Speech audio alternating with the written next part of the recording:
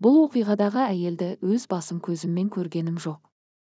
Бірақ оның тағдыры жайлы естігенімде 2-3 күнге дейін өзіме өзім келе алмай жылап жүрдім.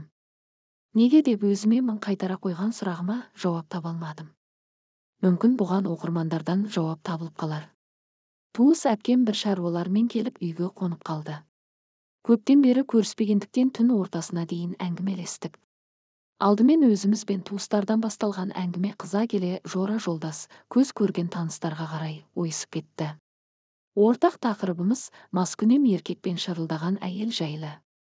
Мен жоғарыдағы оқиғаны айтып жылап отырсам, әпкем одан да өткен сорақы әңгіме айтып еңіретіп жібергені. Әпкемнің 10 шақты жыл бұрын қайтыс болған көршісінің басынан өткен оқиға. Бірақ ол әйелдің күйеуінің табысы мол болған. Күйеуі жақсы жерде жұмыс істейді, әйелі балаларының қараушысы, үйлерінен қонағы үзілмейтін. Дегенмен еркектің ішіп алып, әйеліне жұдырық ала жүгіретін дөрекі мінезі болыпты.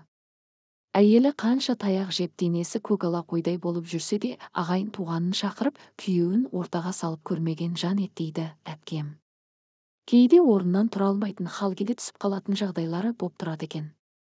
Сондайда әпкемді көмекке шақыратынға ұқсайды. Әй, сорлы-ау, мұның не?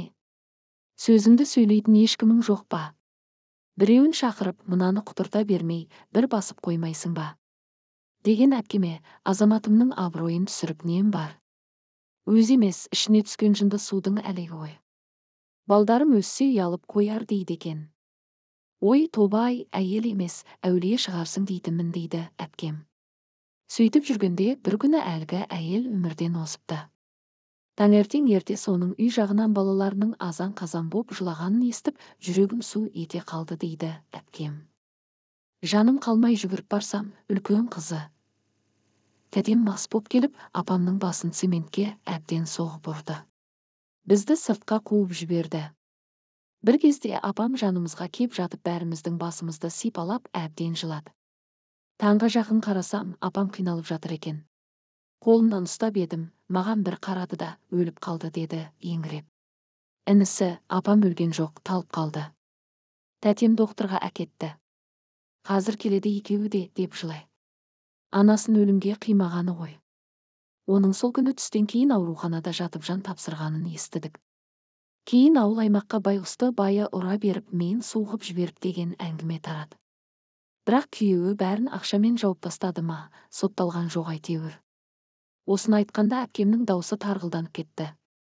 2 қабат еді байғұс. Балаңды аман алып қала аламыз десе, байы қайтып бағам, керек емес депті ғой, дегенде тамағына өксік тығылып, көзінен жас ыршып кетті. Қысқасы, азаматымның абыройына дақ түсірмеймін деген сорлы әйел жарық дүниенің есігін ашпаған сәбиімен бірге ажал құшып кете барыпты. Осыны естігенде әлгі еркекке соншалықты қатыгездік қайдан келді деп ойладым. Әлде марқұм әйел айтқандай, еркек емес, оның ішіне жын боп түскен арақты кінәлаймыз ба? Көптеген семьяларда кездесетін осындай проблемалар жүректі ауыртпай қоймайды. Еркек адамның азып бара жатқаны ма, әлде әйелдің құқығы тапталып жатыр ма, небір ойлар толғандырады екен.